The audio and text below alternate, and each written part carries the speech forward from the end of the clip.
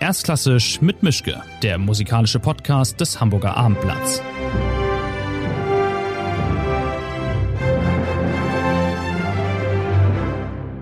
Schönen guten Tag zu einer neuen Folge. Ich habe einen Gast, der, soweit ich weiß, in Wien ist, der aber auch schon mal in Hamburg war und ich bin froh, dass es geklappt hat. Ich bin in meinem Arbeitszimmer, wo soll ich sonst sein?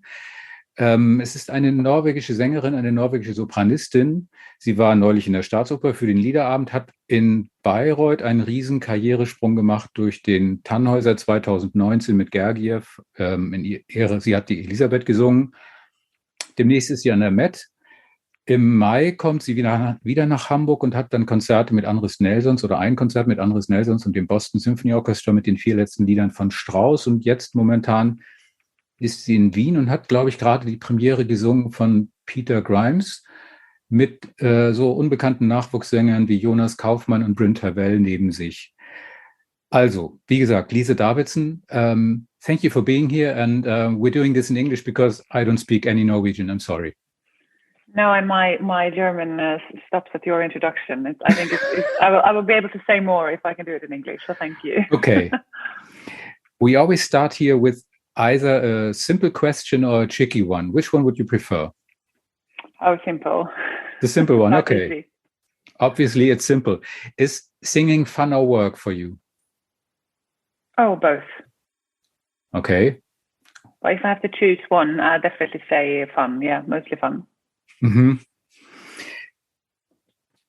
Let's talk about your profession. I wondered, what was it actually like to discover that sort of voice in yourself? I mean, was it like Spider-Man finding out how much fun it is flying from building to building? Was it sort of a shock moment for you, or did it develop during a longer period of time? No, I'd say it definitely developed. I think the key moments to the Fach that I sort of have today was with Susanna Eken, my teacher in Copenhagen, when she presented me with the Die Store Halle and some Strauss arias, where she said, "This is where you will end up." And I did that, but it wasn't like, oh my God, yes, I can do this, because I didn't know this music very well. So I learned my technique alongside learning the repertoire. So it took some time, but it's definitely something that has been coming slow and steady over time. And I never sort of go around and think, yeah, I can do this, because I think that I can sing, and I like singing, and I want to develop and get better and better and try to find the right things for the right repertoire that I'm doing. So it's more about the songs and the repertoire that I do rather than my voice on its own, if that makes sense. But it's a really big voice, and I guess it started being really big also. Well, I don't know. I mean, I was a mezzo in the beginning, so I did all the Bach passions and Messiah and the cantatas and all that. And I don't remember it being very big compared to others. And at the Opera Academy, when I was doing the soprano Fach, yeah, maybe it was bigger. I remember people saying it, but it's been my voice developing slow and steady with me over a lot of years. So I don't think about it that much, to be honest. Mm-hmm. What's the first thing you do when you're in a new city, either when you're not rehearsing or when you're not performing? Is there something you need to do wherever you go first to feel at home? Well, I think the key point is finding a gym and a grocery store. You need to know where your nearest grocery store is, and you need to know where you can go to the gym. That's the two first things I do. Okay. The last time you experienced boos coming from an audience towards you, what was that like? And how much does it actually hurt? Don't you care at all because you know you've been good? Or is this something that actually meets your heart? I remember the opening in 2019, the one you referred to, the Tannhäuser in Bayreuth, the opening. At the end of this performance, I'm lying on Stefan Gould, the Tannhäuser's lap, with my dress sort of covered. And as soon as the last note was played, and then it went into blackout, and the first thing I heard was "boo," And I could feel Stefan, he sort of tapped my arm and he said, "Welcome to Bayreuth." And I was like, oh my God, this is, and I've heard boos before for some colleagues, but mostly, of course, for productions. But then when you do the applause, so then it's obvious that when the in a direction team comes on, or with the conductor, if there's one of those, then they boost to that. So it's not for me personally. I haven't had like Lise Davidsen boo, knock on wood, because I really hope I don't get that. But when it's for the production, it's like it's become a thing. I don't know why people do it. I mean, if you want to boo, there is so much more you can do. You can leave, and you can not clap, and you can not do anything. But to boo, it's quite a strong statement. I mean, people have worked literally day and night for years and months to get this performance going, and all you do is boo at the end. I would have left after the first act if you thought it was so bad. So I think booing is extremely unnecessary, but I haven't experienced this sort of straight to me, but I really hope I won't, because it will break my heart. Wouldn't it be nice for you if you had worked your way up in a slower tempo? I mean, you started very fast into your career, and now your career is like stellar in a way. I mean, you're singing at all the great houses. Everybody wants you to sing at these great houses. Do you miss this sometimes, like going around for more years than you've actually done to just get used to the strange sort of business you're in? Or is this completely natural for you to just start from scratch, and then all of a sudden, about 3 days later, you're singing at the Met? Well, but I wasn't 3 days later singing at the Met. Okay, I was singing at the Met in 2019. I understand what you mean, and it's been, I think, in 2016 and 17, the 2 years after, it felt extremely overwhelming. And I wasn't even sort of touching ground, because I was just fearing the next production and the next job, because the tension was too much. But I think I'll choose to look at it as a gift that came out of the competitions, that I really truly believe that I could reach the same houses without the competitions, but the speed of it was definitely a result of the competitions, that I could sing in these places much sooner. And the gift it's been giving is that I can choose the roles that will keep my development in the right place. So I have now the opportunity to say, no, I don't want to do that. I don't think this is a good role for me right now. This role, on the other hand, would make sure my development is better. So with that, I am very grateful that I have had this opportunity to sing in these great houses and learn from all these wonderful people as well. Since you mentioned these competitions, in one article I found this nice expression that you were sort of a vacuum cleaner for trophies, because wherever you went, you won. Yeah, that summer was intense. I mean, yeah. Out of any expectations ever, really. Is there a special place where you put all your trophies? Well, right now I'm in between houses, so now they're a bit in between, but I used to have them under my piano. Okay. How boring are all these comparisons I've read and found with you and this other famous and legendary Norwegian soprano, Kirsten Flagstad? I mean, this is sort of obvious being compared, but isn't it sort of boring as well to always be mentioned as, oh, the next Flagstad? Yeah, well, I mean, it's a compliment, or at least I take it as one. And I think, well, thank you very much. I'm grateful for that. And then I hope that I will be Lise Davidsen, because that's all I can be. I can't be someone's next. It's very tricky. You have to be who you are. And my repertoire, my time is different. So I normally just take it as a compliment and leave it as that, in a way. Did you have to convince yourself to sing and to record these Greek songs with Live over Ansnes? I mean, he's from Bergen.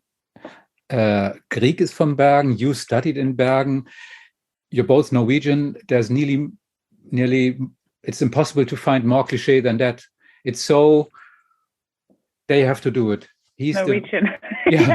Yeah, but that's the thing. I remember someone saying that, you should do it with Buh-Rufe, but I was like, of course I want to do it with Buh-Rufe, but we don't know if we can work together, and I don't know if he wants to do it. And I met him, and I was like, okay, Buh-Rufe, I really want to do these Greek songs now. I've had enough time sort of away from Grieg and Bergen, and on my own, I feel I'm ready to take my own stand on these songs and not be too much influenced by the traditions that are there and the obvious sort of way things have been done. Do you want to do it? You don't have to answer now. You can answer later. And then he said he wanted to do it. He has not done Haugtusta before, so we could do it together for the first time in a way. Yeah, the two of us. And then I think we were both nervous the first time we met because it was like, okay, this is either a yes or it's a definite no. We cannot force this project upon us. And then it worked. And we went to the north of Norway. I went to see him last summer, where we worked together for a week. It was it's been really, really plus. And I think from the outside it looks like that's a given. But if it didn't work, we would never done it. So you could never have come back to Norway then because of the national shame you put on yourself. Or I think it's sort of both of us. We like our music and the profession so much that we wouldn't do anything that just because it's right. But the fact that it ended up like this, it's definitely a gift, and it was such a special thing, and my first lead album as well, to sort of dig into one composer like this. It's such a wonderful opportunity. So it was great fun. Mm. I've talked to Leif Ove Ansens a few weeks ago here in this podcast and I had to ask him because he's from Norway, and I have to ask you too, I'm sorry. Do you know this hilarious Netflix series Norsemen? Have you ever heard of it? I have seen it, but I have not watched it. I watched a little bit and then I stopped. It's not really my thing, I'm afraid. Oh. Sorry. I was on the floor all the time because I was laughing so hard. Yeah, I see your points, but I think it's not my type of humor. Okay, I'm sorry, but let's get back to business then. I mean, how hard is it for you to say no to something you're asked to do in 2 or 3 years? How hard is it for a singer to say no now, even more while we're in a pandemic? I mean, you have to be convinced of what you can do, what you want to, what you will not do, what is not good for you under normal circumstances. But now, when you always have this pressure in your head or this feeling in your head, I don't know what it's going to be like in a year or maybe just in a few months. And how can I decide what's right for me in 2 years to come? How complicated is this? Yeah, no, I think it's in theory complicated. In reality, it isn't really complicated because I will never say yes to something I cannot do. I mean, and I have experience now with COVID that we have planned to do, like this year season, I did Eva at the Met, and now I do Chrysostomus. I was supposed to do both of them in concert last year, and that was cancelled due to COVID. So there's certain things that will affect and can affect a planning, but in terms of when it's right to do a role, I have to stay true to what I feel is right. And if a year before then I see that I can't, then I just have to cancel. And that's why opera houses release a year in advance. It's not, we don't keep the secrets because we want to keep it, but things can happen and things can change. But I do really, really try to stay focused on what's right to do and what I can do, rather than be sort of influenced by everything around. Either it's COVID or a great conductor that wants to do it, or a wonderful house or a cast, or it should be when it's right for me to do. That sort of.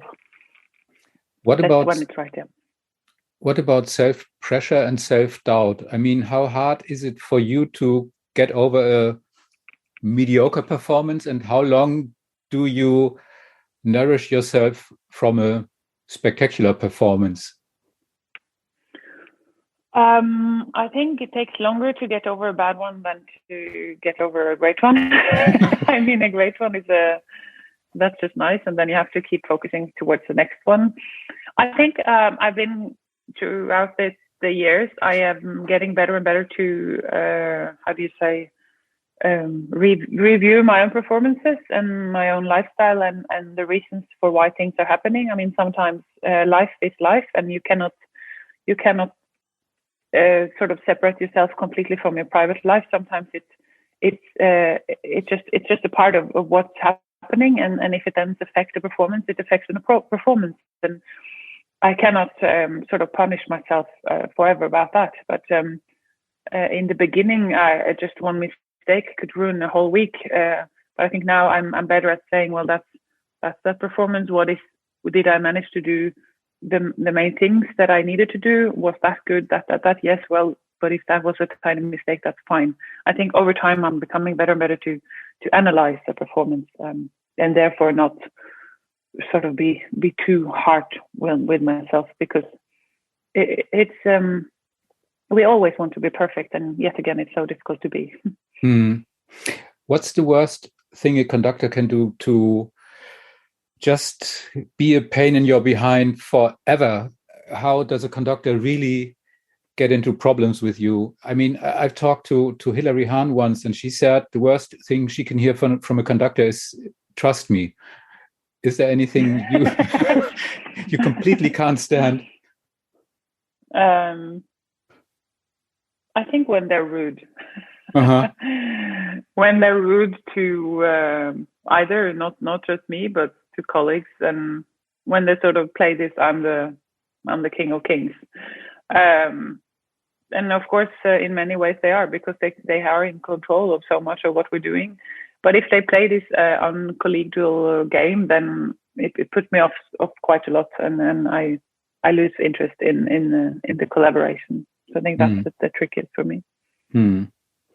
Since you mentioned Bayreuth, I wonder what it was like to sing there. I mean, as far as I know, your audition there was the first time you've been there, and other singers are singing and working their ass off for years to get there, and you went there for the first time and thought, oh, interesting, Bayreuth, I'll give it a try. Or how did this go out? No, I was, I wanted to go to Bayreuth. Of course, I wanted to go to Bayreuth. I just hadn't been there as an audience member before. So when I got the audition, I was very, very happy, and I could go there. The only thing was that I was invited in March or February or something. And as you know, there is no air condition nor heat in Bayreuth. So, and I didn't know that. I just came with my dress, and I said, well, I can go on the stage manager said, yeah, Frau Davidsen, you should keep your jacket on. And I was like, why? Because it's freezing down there. And I was like, Jesus Christ, what is this? And I went down to backstage and I kept my jacket on. And then I thought, okay, because I'm going out in front of the people who are listening, I have to then take my jacket off. And then they scream, keep your jacket on. And I was like, okay, thank you very much.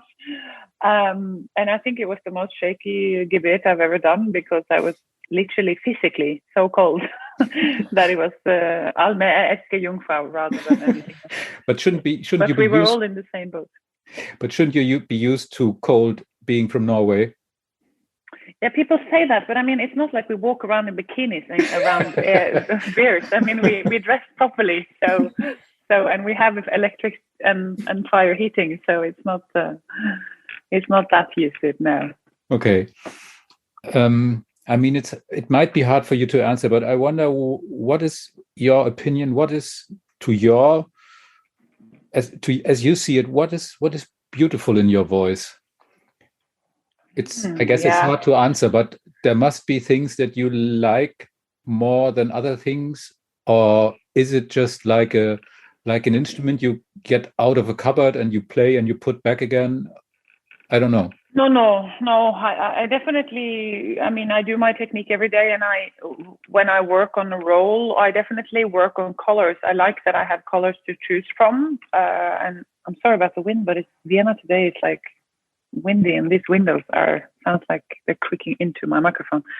No, I like that I can choose, or that I have a sort of a range of colors in a way. And I have worked a lot to get there. So it's, as sort of varied as it can be, and I think maybe that's one of the things I appreciate, and that I can, with my voice in a way, over time found the ability to work into the repertoire that I'm doing, and not just sort of. I know that in singing and in everything we talk about one voice, and the voice is the voice. Of course it is, but then the flexibility within my voice is maybe one of the things that I appreciate the most. I found a quote from you. I don't know whether it's true, but it's supposed to be true, that you once said your career or your success is 80% work and 20% talent. This is quite honest, but also quite astonishing, because I would guess there are 2 or 3 singers who might say it's 90% talent and 10% work. Yeah, I know that people say I'm very lucky, and I'm not. That quote is not undermining the fact that I know that I'm lucky. I know that I've been extremely lucky with my instruments and with everything that happened in my career. But in terms of developing my voice, I have worked endless hours, and I work in every holiday and in every all year round. I work on my voice to keep it where it is and to make sure it gets better. So I think that quote is I mean it from that. I have been given a lot of opportunities, but I've also managed to take the opportunities. So you can be lucky, but you also have to be able to deal with it. And both my voice, but my mental health and my sort of physically, I feel I work quite a lot, and I still work every day to keep on top of this gift that I have been given, because of course it is. Isn't it dramatically unfair that you have to practice every day, every week, every month? I mean, you can be a great brain surgeon and you don't have to train brain surgery after your work is done, or on the weekend. You just go there on Monday, back again, or whatever, and then at the end you just finish and you're good to go. But your work never stops. Then the brain surgeon doesn't get applause either. I mean, we do that. No, I was just kidding. No, of course, but I think that's I have chosen to focus on the good things. I have been given opportunity to live from singing. I've been given opportunity to work at a very, very high level, and I've worked myself up there. And if that means that I have to work in holidays, then that's what it is. I'm also a singer and not a violinist. I mean, they have to put down even more hours. So at least I can keep myself going for a long time on fewer hours than maybe some instrumentalists can. So, and hopefully I can work for a long time. Whereas, I mean, ballet dancers and athletes, their time is much shorter, and then they can do something else afterwards, of course. But I try to focus on the positive things and see that it's a small price to pay for what I'm actually doing. Is there a sort of secret Wagner singer society where you all contact each other and talk about how to get along with a certain part, or how to work in a certain opera house? I mean, this repertoire is so demanding. I thought maybe you all know each other somehow sooner or later, and you'll talk about what's good, what's bad, and what's next to do. No, I don't talk to other people much about what I'm doing. But of course, in productions we talk. I mean, I've spoken to Nina when I've been Sieglinde and she's Brunhilde, but no, I do my thing and she does her thing. I think maybe one day I'll ask, but so far I have not done that. No. When you're back in, I don't know whether I pronounce it right, but maybe it's Stokke. When you're back in your hometown, what's the first thing you do? Hiking, fishing, looking into the fog? What do you need to feel back home again? I need to hug my nephews and my parents. And then look into the fog. Sort of. Yeah, then walk by the sea. I mean, it's the sea and the mountains, the woods that are the sort of the big things in Stokke. So, but it's definitely being with my family. That's my main goal when I'm in Stokke. Is it true that about 25 people from your hometown came to New York to see and hear you sing at the Metropolitan Opera? Yeah, it is. What was that like? I mean, was there a fan club shouting all the time? No, they came to, I think there was a second or third performance, and then my mom and my dad and their girlfriend and boyfriend was there for the opening. No, I went to see them afterwards in the hotel they were staying, and I was really glad that I could sort of talk to them and meet them. And this was pre-COVID, so we could actually meet. I mean, we could go out. No, these are people that some of them are truly interested in opera, and others are just wanted to go to New York and to see my performance there. There were no flags or anything, but I felt the support. I did, and I think it's so touching that they did it, really. What about your parents? Did they ever have some sort of basic and gigantic fear that your choice of profession would end up in a catastrophe and a disaster, and told you for 3 weeks in a row, maybe, Lise, you shall become, I don't know, a teacher, a singer, a doctor, something decent? Or was it always clear for you and for them as well that that's the thing you have to do and there's nothing else to make you happy? No, I think none of us really thought that I was going to do this for a living. I mean, I did it as a hobby, and then it became my living. I think they thought so too. They was like, okay, this is great. She's singing, and now she's doing classical singing. How lovely. If she fails, she will do something else. I mean, they know that I'm strong and independent, and they were like, okay, you're happy. I mean, there was a certain point in my studies when Mom said, maybe you should stop now because the pressure was too high, and I was not in a good place, and my teacher was really hard on me, and she said, well, but maybe this is not the industry for you. But I still kept on working, and I kept on doing it, and I think there she also understood how much it meant to me, how much I want to do this, and they have tried to support me, but they've also never ever said you can't do this or you shouldn't do this, because they knew that, well, if I choose not to do it or if I fail, then I will be able to find a different job. When you're traveling, do you still have to pinch yourself saying, oh, I'm in New York now, I'm in Vienna now, I'm in London now? How did this go so far? Or has it become natural for you to be where you are? Well, the cities is one thing, but I think the houses is definitely one of those things. Like when I was back at the Met now, because it's been the pandemic, with my last season was cancelled there. And when I came back, I was like, yeah, I'm in New York, I'm at the Met, and we are going on stage. And also when I was in Bayreuth last year, that was the same, one season was cancelled, and I sat next to my colleague and I was like, isn't it amazing we're actually singing here? And he was like, you're still very young, Lisa. I was like, no, but it's a beautiful hall. Of course I do that, but it's much more the houses or my colleagues like this, for instance, with doing Peter Grimes with Jonas and Brynn. It's just absolutely wonderful that I can be Ellen with them. So a lot of it's my life. It's what I do. I travel. I stay in Airbnbs.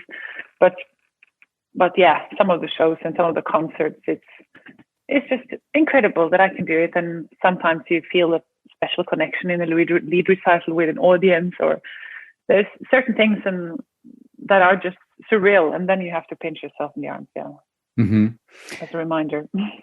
What's worse, having to enter the stage in the Metropolitan Opera, or having to leave the stage after a performance? I guess both things are hard to do, because you want to go there, but on the other hand, you know that there's 3,000 people sitting there looking at you, waiting for you, and on the other side, getting off stage after a performance when your adrenaline is way over your ears and you've been there for hours and singing, and then all of a sudden it's over and you have to leave the stage and get back into some sort of normal existence. Yeah, it's exactly what you're saying. It's two ends of the same high. I mean, it's the same. The intensity before a show is so high because now it's going to the sort of opening or the start nerves, and the end nerves are this combination of no, it's done, and then still the adrenaline is going as if you're still in the beginning of the show. So, but you're also tired, or maybe, and hopefully you're happy that it went well. So it's all a part of the day anyway. That it's now we're here, and then you go home, and it was a good night, and you think, well, I'm lucky I was there, and then you have to, as you say, return to the normal life. Did you also have a word with Jonas Kaufmann already about your concert that's going to take place here in May in Hamburg? You're going to sing at Elbphilharmonie, and you're going to sing to sing Strauss, Vier letzte Lieder. Did he tell you already about his experience in Elbphilharmonie? No, I've heard about it, but I didn't talk to him about it. We've been mostly occupied with Peter Grimes. Yeah, I thought so. But maybe there's some time during the next performances. But he's had problems on the stage singing Malerlied von der Erde, and he was at the wrong position, and people in the back couldn't hear him, and he was sort of not happy about the situation. And I've talked about it with him afterwards, and I wondered whether you might be in touch and you ask him, "Oh, Jonas, I'm going to sing there. What should I do? What should I not do? What's it like?" Yeah, no, I won't ask him about that, but I will make sure we have time to find the right place. And hopefully there are people there now, because it's not the first year it's open now. I mean, now they know where I should stand, and so we will rehearse and have people in the audience to figure out in rehearsal where is the good position, and it's a different repertoire, so but if they want singer, you can't compare the two, I think. But if somebody wants to put you in front of the stage, don't. Yeah, no, that's what I've heard a million times. Exactly. So I think the placement will be better behind the orchestra there. Yeah. Yeah. You've done this Liederabend here a few weeks ago in Hamburg at the Opera. Are there any plans to come back, or is Hamburg already too small for you? No. I love Hamburg. Yeah, everybody says that, but nobody's coming. No, but there's been such a great concert there, both at the Opera and at the Elbphilharmonie, of course. And now my next is the Vier letzte, and then I think actually there are some plans, but I'm not sure when or if there's 100% confirmed yet. So yeah, as you know, too far away, can't say. Okay. Just to wrap things up more or less, I wonder, you being Norwegian, what's overrated for you being from Norway? Edvard Munch, Knausgård, or cross-country skiing? Can a Norwegian person live without any of these things? That was a really hard one. Yeah, I really. Well, then I must say Knausgård, and that hurts my heart a bit because I really like him. On his third comp now, I think. I haven't had. I'm slow getting into it, but I think Munch. I mean, in terms of history and in terms of some of those paintings, it's really iconic. And I love a good cross country. I mean, we're going into the Olympics now, so it's difficult to take that away. So based on that, I must say Knausgård. And I really hope he never hears this. I guess he won't. I'm sorry, but I'm afraid he won't. One thing Leif Ove Ansens told me during our talks, he said, you can't fill music with meaning, with feelings and character if you don't have a life. Yeah, I agree about that. It's tricky to fill it if you don't know what to fill it about. But the saying having a life, of course, that's different from person to person. What is life? Or maybe one could say have something that gives you meaning. I mean, you have to have something to compare these things to. It's not the same as you have to be drugged or suicidal to play a role that's suicidal. I mean, there's a limit to things. But some people live their life through books, and some people live their life through going to restaurants and go out dancing, and others going to the opera. And I mean, all things that makes our life fulfilled is what makes us able to do them on stage as well. So yeah. Can you describe for me what it smells like being behind the curtain seconds before the curtain is supposed to go up, before the performance starts? Is it like a tiger cage somehow, being on stage then in this situation, or is it like the most beautiful thing you can experience? Oh yeah, no, it definitely smells of dust and sweaty technicians trying to get everything ready. I mean, it's so not glamorous at all because it's so stressful, and everyone is just, running around. And as a singer, you have sort of done your thing, so you cannot help them drag the last cable across for the lights. You just have to stand still and wait till you're allowed to enter stage. And so it's nice because it has this tension. Everyone is very focused, but in terms of smell, yeah, dusty backstage, I think, something like that. a bit of sweat. Okay. The final question. The worst part of your career so far? The worst part? Mm-hmm. I think that is my the backside of my career is the fact that I don't see my family and friends enough or as much as I would like, because I'm constantly on the road and constantly away from them. And now in COVID, they don't travel, so it feels even further away. And that is what I found most tricky. I hope this gets better during the time that's ahead of you. And we're done. I'm looking forward to the concert in May, seeing and hearing you with Strauss. I'm sorry to say it's just one concert you're doing. You should do more, but I guess the plans are already made. But I'm hoping then to see you at the opera somehow, sometime soon, hopefully. And so enjoy Peter Grimes and enjoy Vienna and take care. And thank you very much. Thank you so much. Have a lovely day.